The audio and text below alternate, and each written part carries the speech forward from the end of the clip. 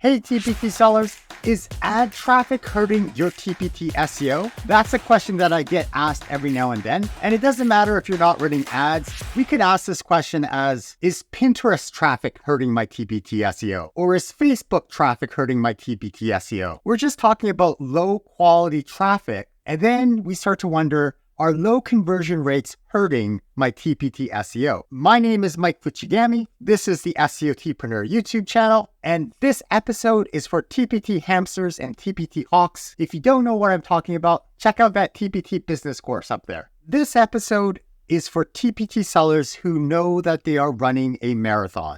They've decided that they want to treat their TPT store like a business, and they understand that it's a long game. TPT is not a get-rich-quick scheme. If you're a TPT egg or a TPT tadpole, then at your stage of the game, you're really learning about how to publish products. And to help you out, I just published a one-click product description assistant AI tool. It's on my TPT seller store. It's free right now. Once you download the PDF, there's a one-click link that takes you to a customized version of ChatGPT that I trained on the top 1,000 product descriptions on TPT. You might already have your customized phrases that you copy and paste with instructions on how to create a product description, and maybe you use that with ChatGPT. But what's nice about this is there's a one-click button where you simply upload a file or the URL of your product, and this version of ChatGPT will create a customized product description based on pain points and features and benefits and all that good stuff. So if you're brand new to the game, the first hurdle that we need to learn is that product descriptions are key.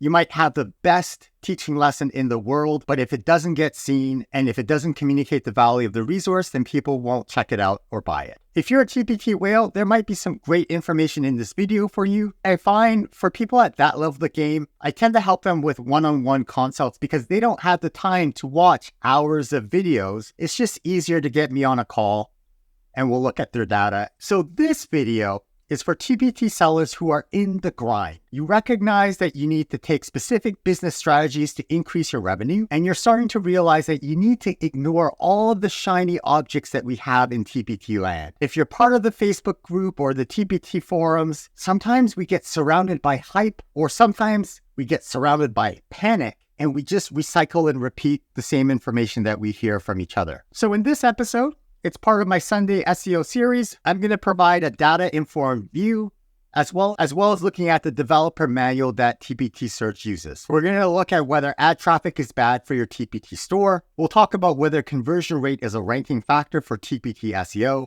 We'll talk about whether ad traffic can be good for your TPT SEO.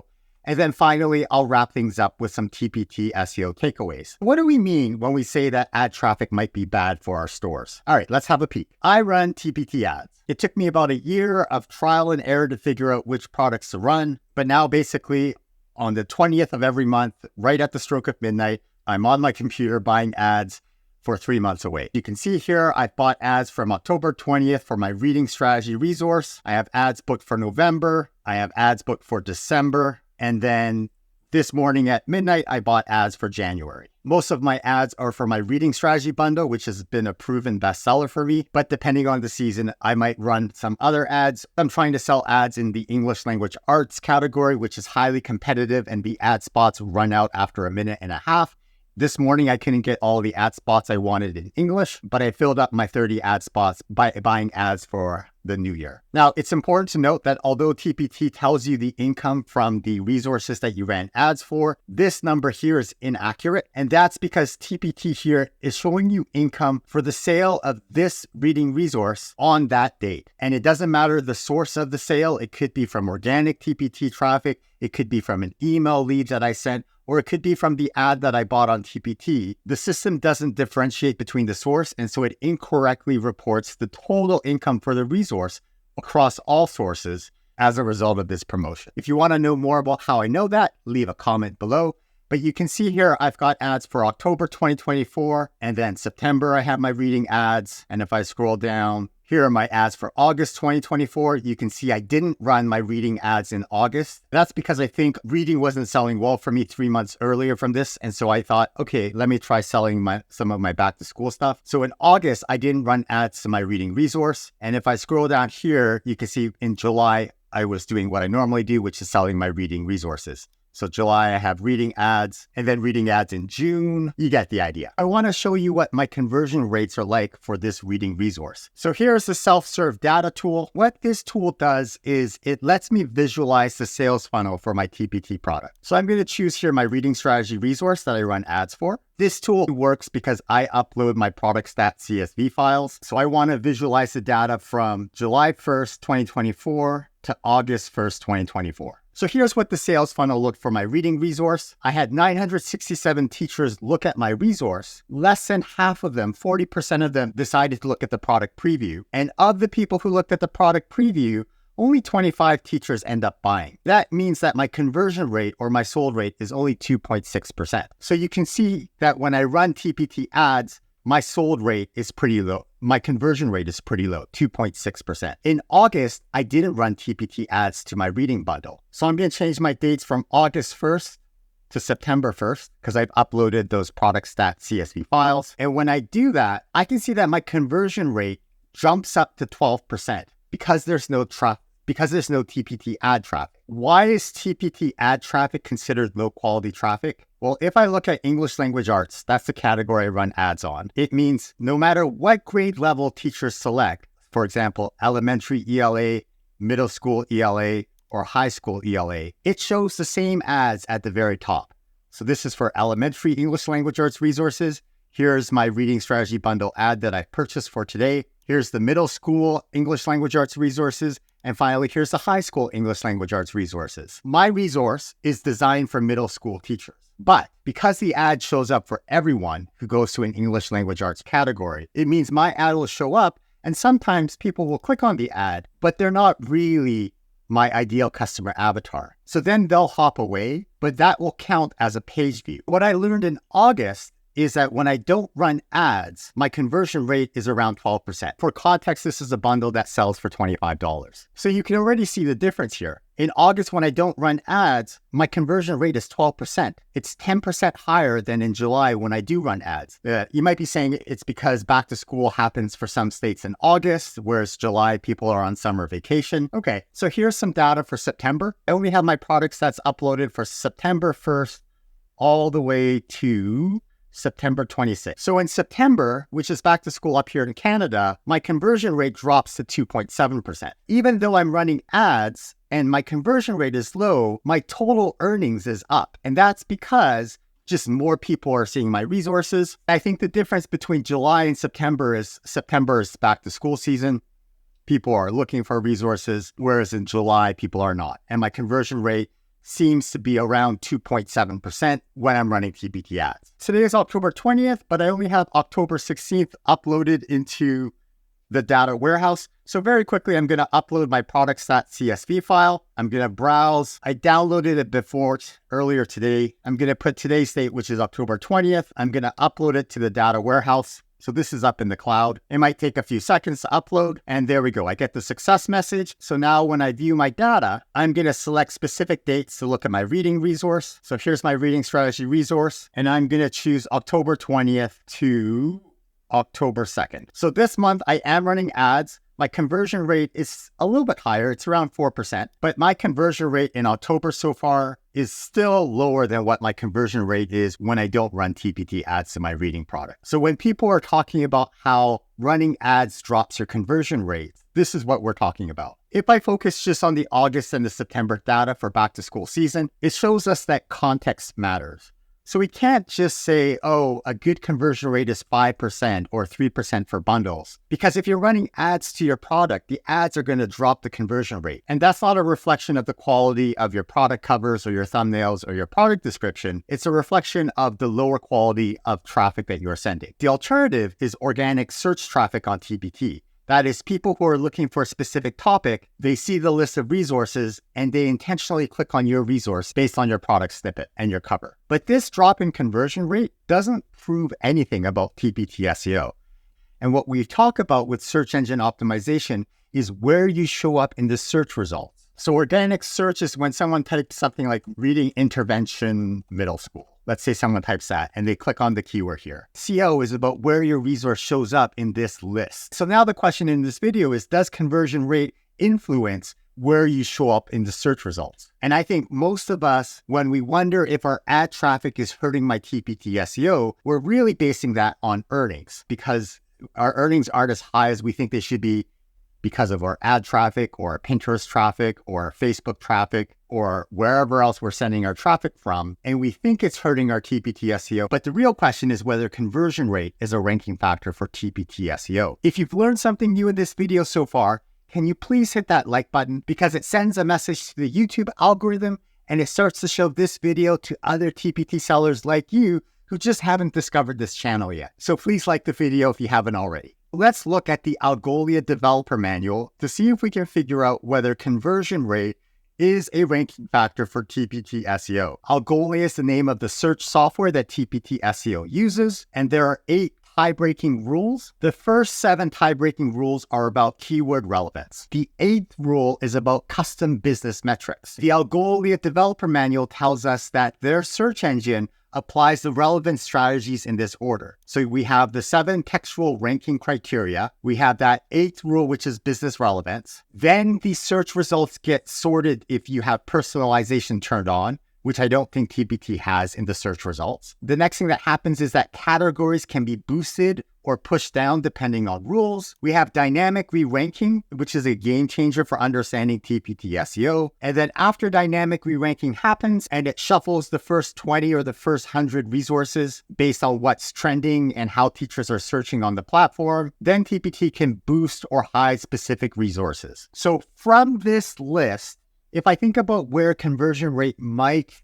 come into play, there are 2. It could be part of business relevance or it could be part of dynamic re-ranking. So let's talk about conversion rate and how that might play out with dynamic re-ranking. And it's important that we recognize that we are talking about rate, conversion rate. Make sure to check out this video because it explains more in depth about dynamic re-ranking. But basically the TPT search engine knows what you search up, and then once the search happens, it's paying attention to which results get clicked on by the teacher. And it either promotes or pushes down resources based on your attractiveness, and that attractiveness score is reset every 24 hours based on the last 30 days. But this re-ranking boost is specific to the search term typed up by the teacher. So right away, I know that when I send TPT ad traffic to my product page, the teacher's not getting there after searching something up on TPT. Dynamic re-ranking only happens in response to a search phrase to the query. So right there, I know that we're not talking about dynamic re-ranking. But the other thing to remember is that dynamic re-ranking is looking at click events. So from the search results, which results are teachers clicking on? And if 20 teachers click on your resource after searching for that specific phrase, or 2 of the teachers who click on your resource do some other conversion event, then you get a boost by dynamic re-ranking. It's important to recognize we're talking about events. We're not talking about rate, we're talking about events. And conversion events are probably things like looking at the previews, adding to wish lists, adding to cart, and actually buying the resource. What's the difference between rate and an event? If you're new to thinking about conversion rate, you take the number of units sold divided by the number of page views. So if I have 100 teachers look at my product page and 5 of them buy, then my conversion rate is 5%. But when we look at dynamic re-ranking, we're not talking about rate, we're talking about those events. So right away, I know that dynamic re-ranking isn't the place to look when we're thinking about conversion rate, which leaves us with business relevance. Now, the big question is which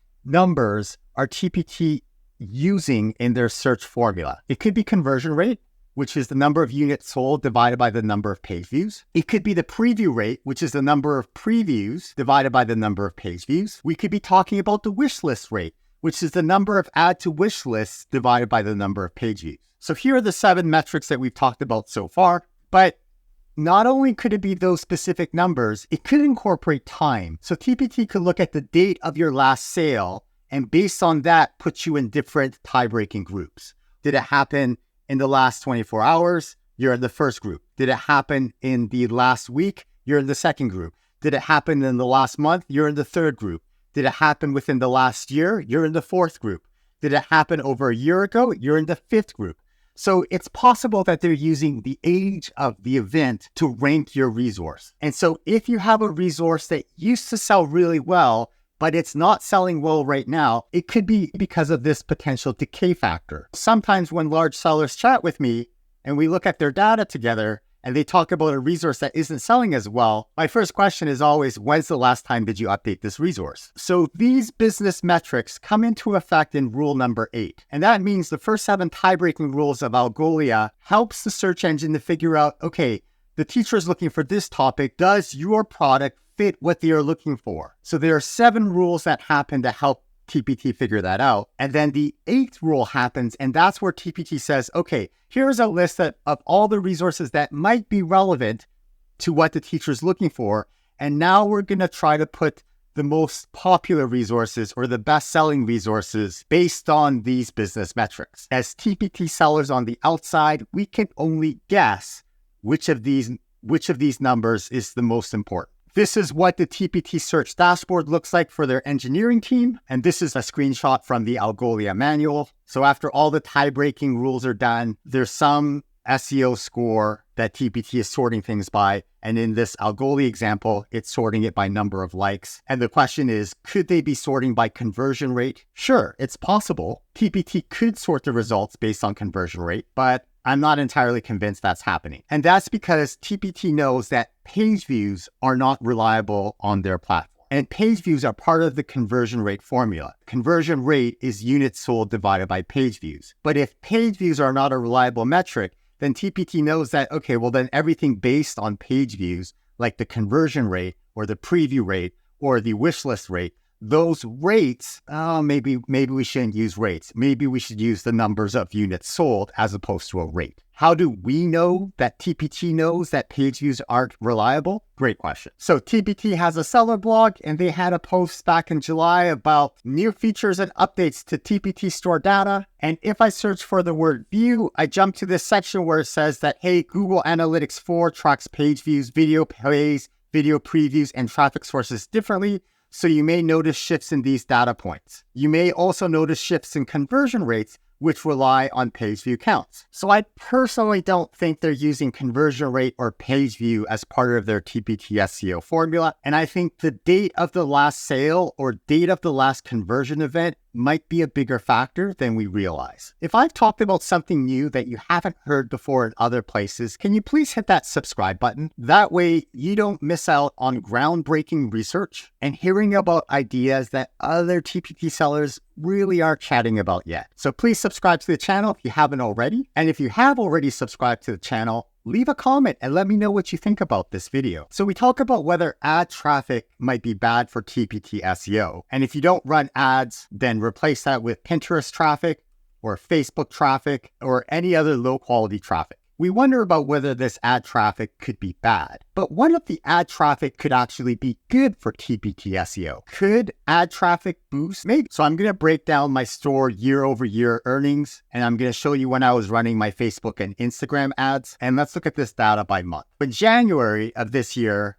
my store was down 24% compared to January 2023. In February, my store was down 41%. In March, my store was down 49%. And these losses are per month as opposed to a running total like January to March. So in March alone, my March 2024 sales compared to my March 2023 sales were down by around 50%. April's an anomaly. I was only down by 1.5%. I haven't really dived into the data to figure out why, but I should, because outliers tell us a lot of things. In May, my earnings were down about 40%. In June, I was down 36%. In July, I was down 31%. And this is when I started to run Facebook ads. Originally in Facebook, I was running ads based on getting link clicks. But then in August, I changed my ad campaign settings so that it was targeting people who were doing either add to cart or add to wish list. When you create a Facebook ad campaign, I could set the campaign objective to traffic. So then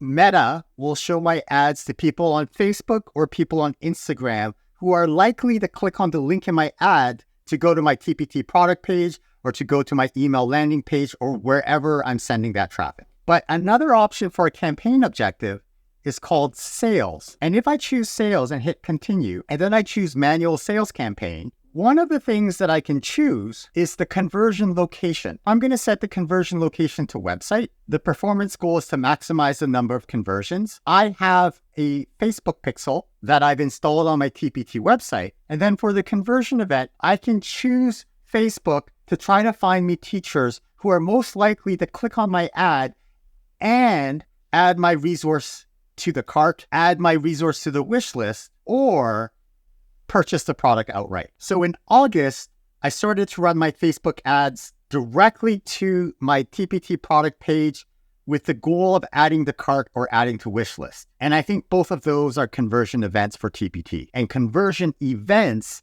I think, help boost TPT SEO. So in August, I saw a 10% increase in sales compared to last year. In September, I saw an 18% increase in sales compared to last year.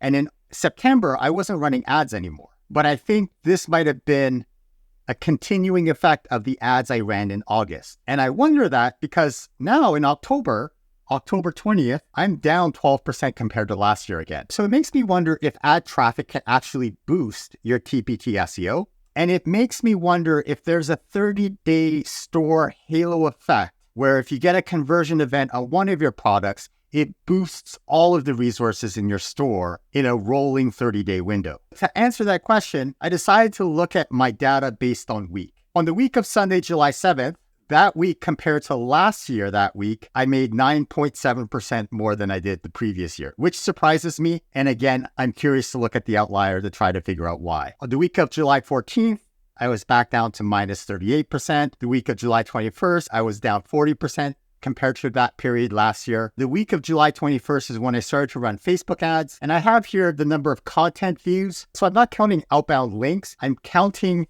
the number of people that landed on my TPT product page from my Facebook ad and the signal was sent correctly to the Meta pixel. And of course, we know that because of privacy changes with browsers, it's a lot harder for UTM variables to be captured and the Meta pixel doesn't work as well anymore. The week of July 28th, my sales were down 36% and I'm still running ads. The week of August 4th, my sales are up almost 100% and I have 6 add to carts and 2 add to wish lists. So although the 6 people who added to cart may have purchased that product, I'm seeing a store-wide increase of 96% compared to last year. The week of August 11th, I'm only up 21%. The week of August 18th, I'm down 31%. So it goes up and down. But I wanted to point out that I have a rolling window here showing you the past 4 weeks from the week that's in bold. And what I wonder is from the week of August 4th to the week of August 25th, I had conversion events from Facebook ads. And then September 1st that week, I didn't sell more.